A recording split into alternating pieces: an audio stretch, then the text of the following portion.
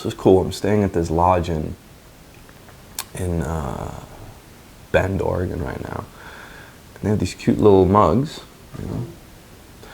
It's called the Campfire Hotel, and they have these pour-over packs, like single-use pour-over packs. I've never seen that. I thought it was kind of cool, right? Just for a hotel, that's great. This is way better than any like Keurig shit.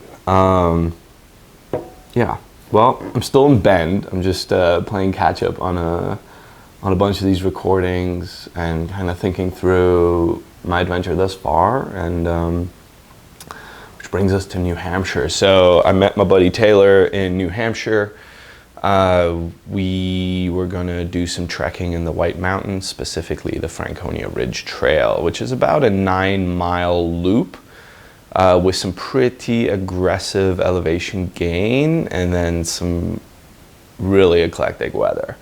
I got there probably 5-6 o'clock. There was some road work and these highways out in the mountains, right? Like they'll make you stop for 20 minutes while another side goes, and that was fine. I got there and ended up setting up my tent, which first go took me a few minutes, but honestly, tents these days are so stupid easy. I don't know how anybody could have any trouble putting a tent together, right? The poles automatically fly together. You don't have to stick them into the actual fabric anymore because the fabric just clips on, and then you stick it. Yeah, it's very easy. Then I ran to the store and got some provisions until, you know, while I was waiting for Taylor to get there. Poor guy was running late, ended up stopping and picking up some gear and equipment and whatnot.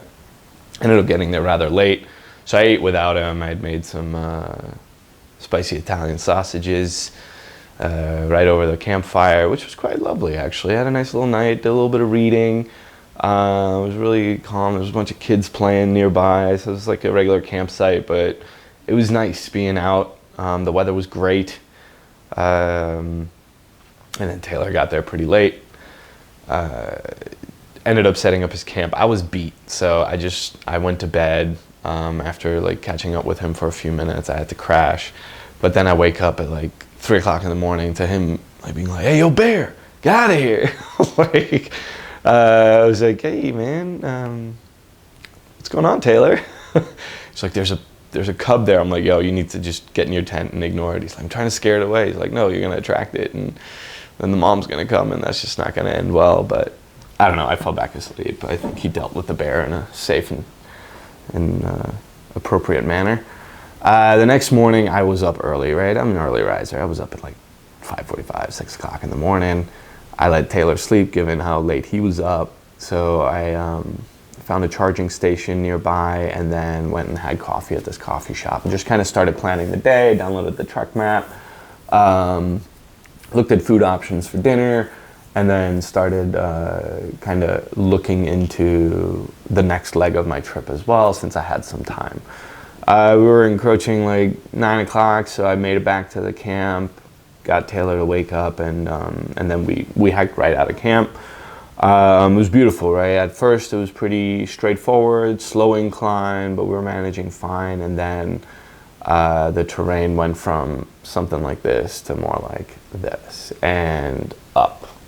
All the way to the top. Pretty much the entire way you're going up, just hitting waterfall after waterfall. It was beautiful, but unfortunately Taylor like tweaked his back a bit, so he had to rest more frequently. So, you know, sometimes I'd stay with him, sometimes I'd hike ahead and record some video, hike back to him. Luckily he found a nice big stick that he was able to use, but the poor guy, like, what a champ. He pretty much did the entire hike with a tweaked back, and that said, it did take us a little longer to do the hike, which is fine. But one thing is, always be prepared.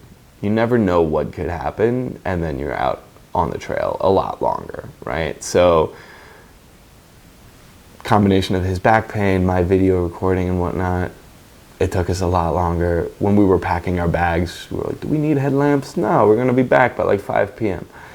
We weren't. We got back around 8 p.m. We hiked in the dark. We hiked through a rainstorm. Luckily, we had our rain gear though. Like, I love it when I plan and I am prepared. I had my rain jacket and my like rain shell pants as well. I didn't use those, but the rain jackets came in handy. It would have been nice to have a headlamp though. So always pack a headlamp, no matter how long the hike or whatever. And always pack layers because the temperature changed there frequently, right? I was wearing a long sleeve thermal and then had to put a fleece on a few times. It was crazy. It was insanely windy one minute, sunny the next, downpour after that. It was cool. At the top. It's fucking cool. It's drizzling here and there. It's really pretty.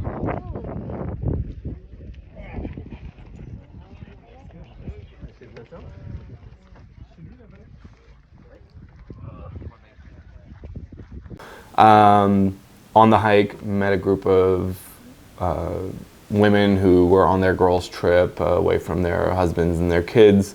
They do like an annual hike, and a bunch of them were in the medical field. So luckily, they had some stuff and gave Taylor some painkillers. It's like, you know, Advil or Tylenol or something along those lines.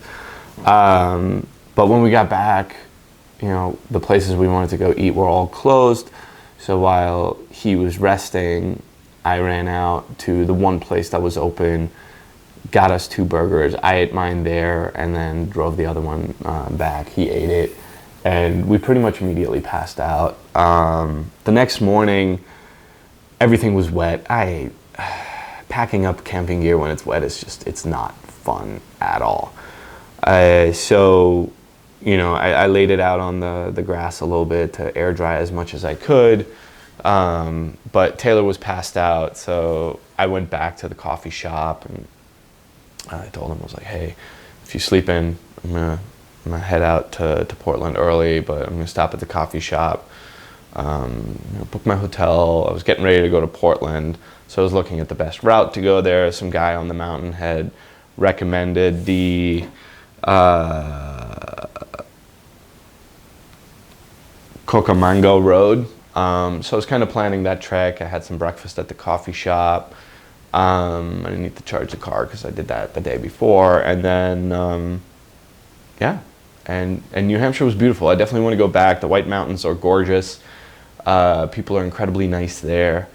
And there are a lot of really cool hiking trails that I just had not gotten to that day.